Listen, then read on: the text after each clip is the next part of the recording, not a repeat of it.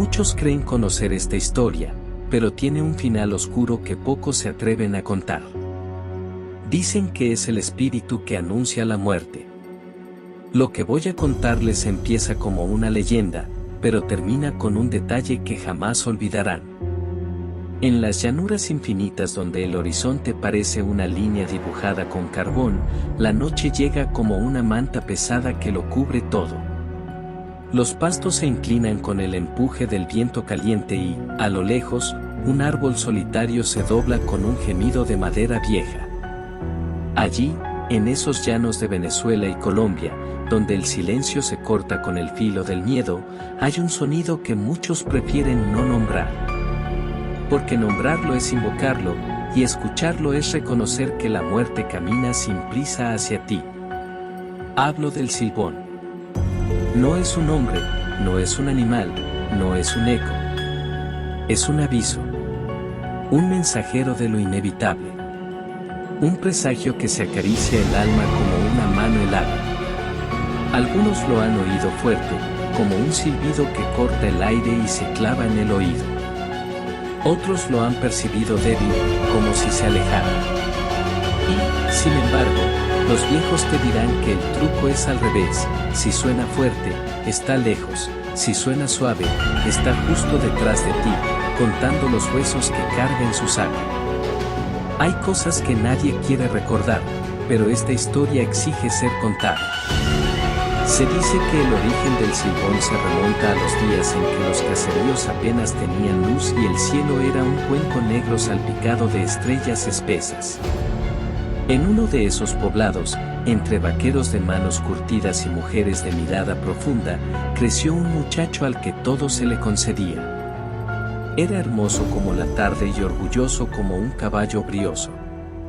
Sus padres, ciegos de cariño, lo consintieron en todo: un juguete, un antojo, una fiesta. El niño se convirtió en joven y el joven en hombre, pero el carácter siguió igual: caprichoso, violento, dado a la bebida y a las noches largas en compañía de sombras que reían.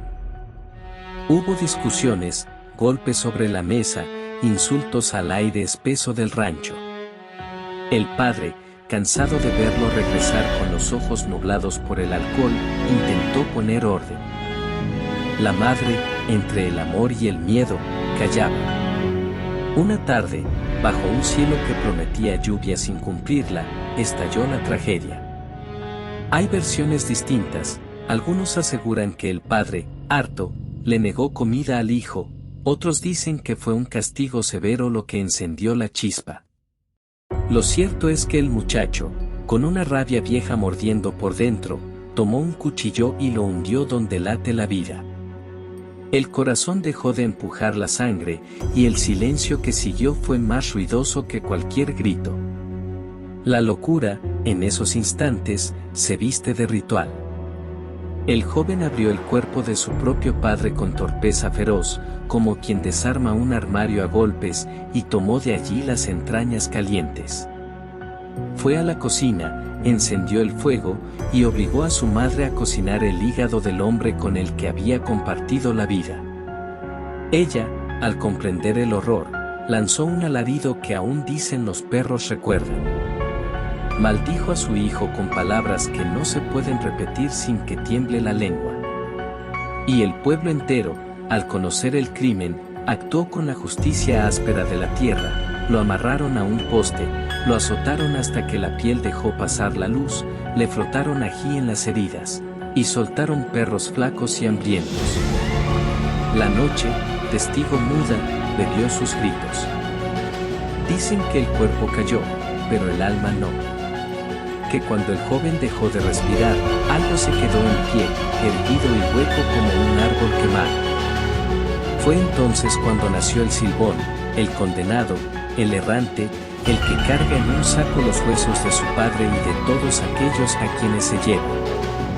Lo han visto alto, desmesurado, una silueta que recorta el cielo con largos brazos y piernas como varas.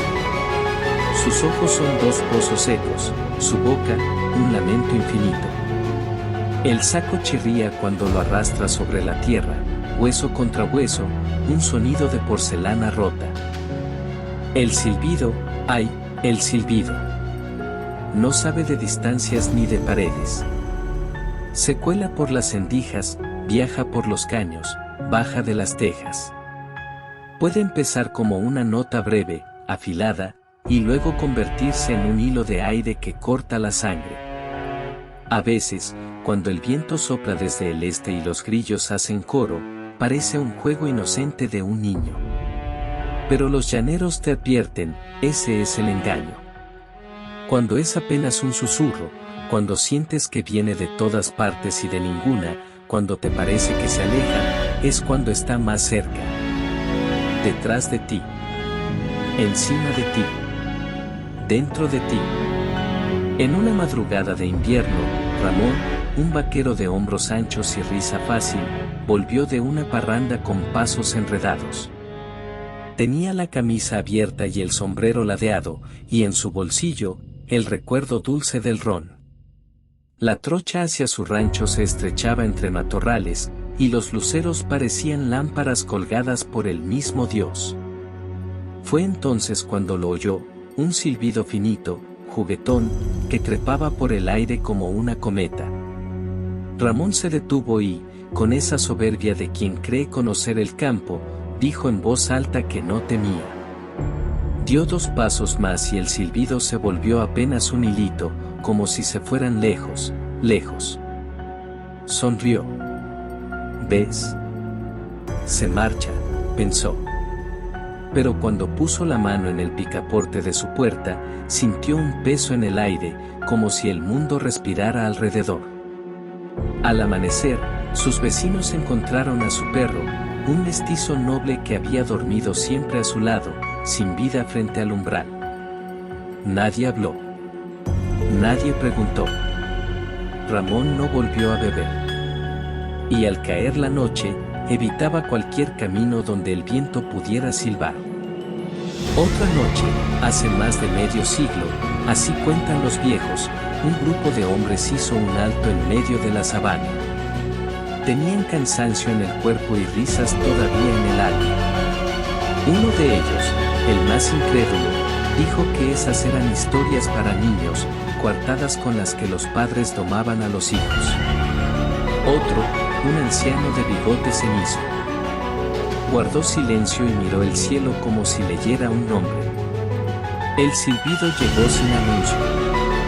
Primero fuerte, claro, una melodía simple que cortó la charla. Luego se deshilachó, se volvió fino, casi un pestañeo de sonido. El incrédulo soltó una carcajada que se le atragantó, y esa misma noche se quedó frío, con los ojos abiertos a una oscuridad que solo él veía. Las causas médicas se escribieron en un papel, las causas verdaderas quedaron dando vueltas entre los pastos, como un secreto. En muchos caseríos, el silbón tiene su preferencia. Dicen que visita casas donde huele a licor rancio y a sudor de hombre que no conoce el regreso temprano. Se sienta en el umbral y, con paciencia de cementerio, vacía el saco. Uno a uno, los huesos tocan la tierra con un golpecito hueco. Los cuentan con dedos que nadie ve. 1, 2, 3. El rumor de esos golpes atraviesa los sueños y los siembra de presagios. A veces, la familia despierta y todo está quieto, como si nada hubiera pasado. Otras veces, encuentran gallinas muertas, una sombra en la pared, o un plato caído en la cocina, como si una mano ausente hubiera querido sostenerse del mundo. Una mujer llamada Teodora, con el cabello recogido en un moño prieto y la voz hecha de ceniza, dijo una vez que lo vio frente a su casa. Tenía en los ojos el reflejo de todas las noches. Era altísimo, contó, más que la puerta, más que el marco. Caminaba como si no tocara el suelo, y el saco parecía pesado como una torre. Le preguntaron si escuchó el silbido. Ella cerró los párpados y apretó los labios. No lo escuché, dijo. Lo sentí. En el llano, los sonidos tienen cuerpo, el chasquido del lazo, el relincho, la lluvia que cae con una furia que perdona. El silbido del silbón es distinto, no nace ni muere, permanece. Es una línea trazada en el aire, una vena del viento. Hay quienes juran que el silbón aparece cuando alguien ha cometido el peor de los pecados, levantar la mano contra su sangre. Otros creen que se alimenta de la soberbia, de la violencia sin motivo, de la desobediencia que crece como maleza alrededor del alma. Por eso las abuelas, cuando cae la tarde y los niños inquietos patean el suelo, dicen, respeta a tu madre, honra a tu padre, porque hay un silbido que no perdona.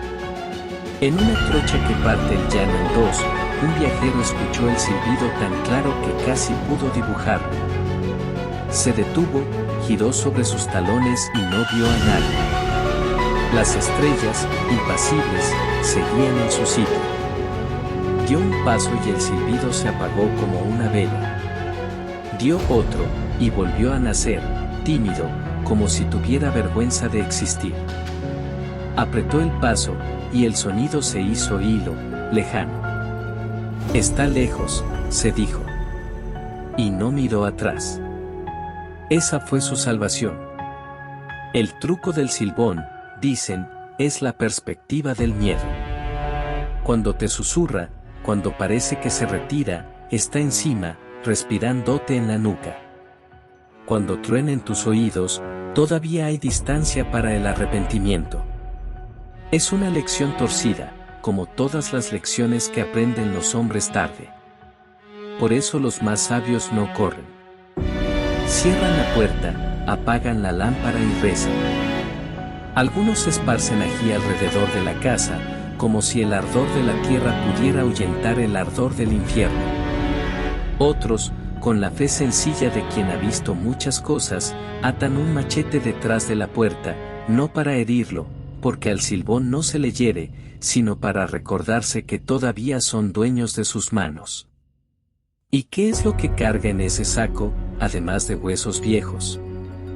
Carga historias. Carga nombres. Carga promesas que los hombres rompieron en mesas de madera. Carga juramentos vacíos, mentiras pequeñas que se hicieron grandes, golpes que no debieron darse, hijos que no debieron llorar, madres que no debieron suplicar. Cada hueso tiene un recuerdo, un error, un arrepentimiento sin remedio. Cuando el silbón nos cuenta, no revisa su inventario, te lo muestra a ti, aunque no lo veas, aunque no quieras verlo.